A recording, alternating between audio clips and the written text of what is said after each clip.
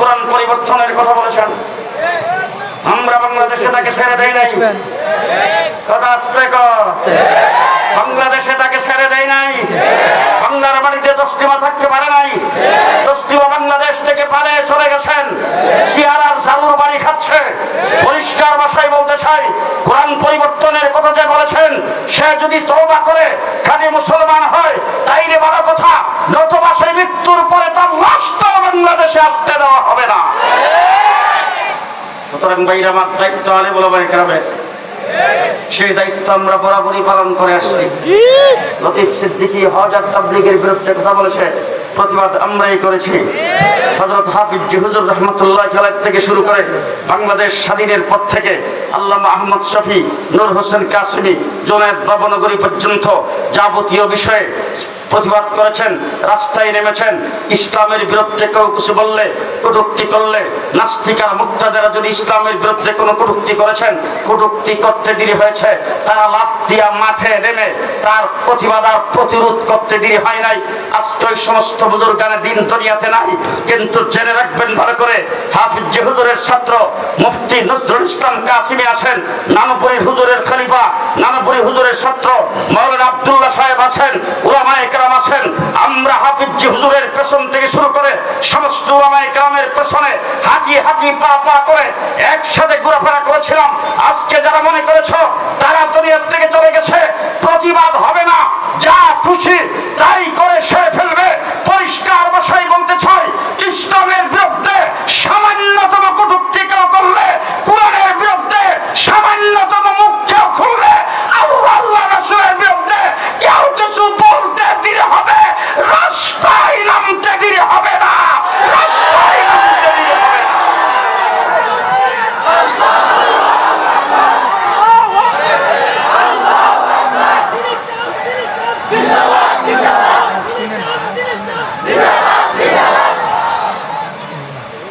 মুসলমানেরা, আমরা আদম সন্তান, সবাই কয় না? কার সন্তান? আমরা মানুষ, আমরা মানুষ। আমাদের ইজ্জত সম্মান বেশি না কম? আমাদের মর্যাদা বেশি না কম? আমাদের মর্যাদা সবচাইতে বেশি। আমাদের বাবা আদম আলাইহিস সালামকে তৈরি করে আল্লাহ পাক সর্বপ্রথম জান্নাতে রেখেছিলেন। আমরা জান্নাতি আদমের সন্তান। যাইতে চাই কোথায়? কোথায় যাব? কোথায় যাব? কোথায় যাব? কুল ইন কুনতুম তুহিব্বুনাল্লাহ। প্রত্যেকটা মানুষের দায়িত্ব হলো আল্লাহর সাথে সম্পর্ক লাগানো। হযরতে শামসুল হক ফরিদপুরি রাহমাতুল্লাহি আলাইহি বলছেন, তুমি যদি আল্লাহর সাথে সম্পর্ক লাগায় থাকো তাইলে তুমি দুনিয়াতে সব ব্যাপারেই লাভবান। আর আল্লাহর সঙ্গে তোমার সম্পর্ক নাই, দুনিয়ার বহুত বড় অট্টালিকার মালিক হয়েছ, মন্ত্রী এমপি হয়েছ, এলাকার চেয়ারম্যান হয়েছ, ধন সম্পদের অভাব নাই, তুমি কিছুই পাও নাই। সম্পর্ক থাকবে কার সাথে? আরো জোরে, আরো জোরে। আমার আল্লাহ পাক কোরআন শরীফের ভিতরে আল্লাহর হাবিবকে ডাক দিয়ে বলতেছেন, কুল, আপনি বলে দেন, ইন কুনতুম তুহিব্বুনাল্লাহ। দুনিয়ার মানুষ যদি আমাকে মহব্বত করতে চায়, আমার সাথে যদি লাইন লাগাইতে চায়, আমার সাথে যদি সম্পর্ক রাখতে চায়, আমার সঙ্গে যদি তাল্লুক জড়াইতে চায়, আমাকে যদি পাইতে চায়, কানেকশন যদি আমার সাথে করতে চায়, ফাত্তাবিউনি, তারা যেন আপনার ইত্তেবা করে, তারা যেন আপনার ইত্তেবা করে, নবীর ইত্তেবা করে। এই জন্য আমার এইটা শেষ কথা আপনাদেরকে বলবো, আমরা আদম সন্তান, আমাদেরকে আল্লাহ পাক দয়া করে, মায়া করে আদম সন্তান বানাই আমাদেরকে ছেড়ে দেন নাই। আদম সন্তান খ্রিস্টানও, আদম সন্তান ইহুদিও, আদম সন্তান বুদ্ধিস্ট, আদম সন্তান হিন্দুও, আদম সন্তান বিভিন্ন জাতিতে বিভক্ত আছে। সেই আদম সন্তানের মধ্যে আল্লাহ পাক আমাদেরকে গণনা করে নাই। আমাদেরকে আল্লাহ পাক আদম সন্তান বানিয়েছেন, কিন্তু খ্রিস্টান বানান নাই, ইহুদি বানান নাই। আল্লাহ তাবারক ওয়া তাআলা আমাদেরকে মুসলমানের ঘরে জন্ম দিয়ে মুসলমান বানিয়েছেন। শুধু মুসলমান বানিয়ে শেষ করেন নাই, কুনতুম খায়রা উম্মাতিন উখরিজাত লিন-নাস।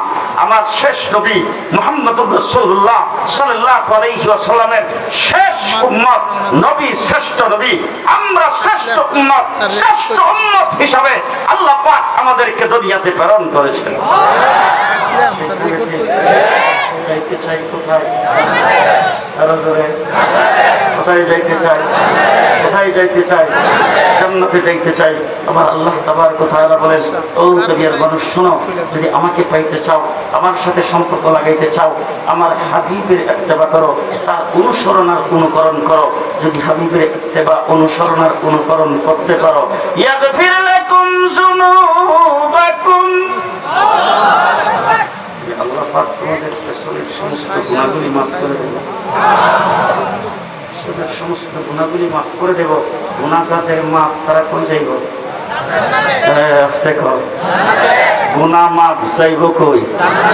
অনেক বুজুর্গান দিন আল্লাহ পাকের দরবারে দোয়া করতেন, আল্লাহ জান্নাত চাই না, আল্লাহ জান্নাত চাই না, আল্লাহ দুনিয়ার কিছু চাই না, শুধু একটা জিনিস চাই, গুনাহগুলি মাফ করে দাও, গুনাহগুলি মাফ করে দাও।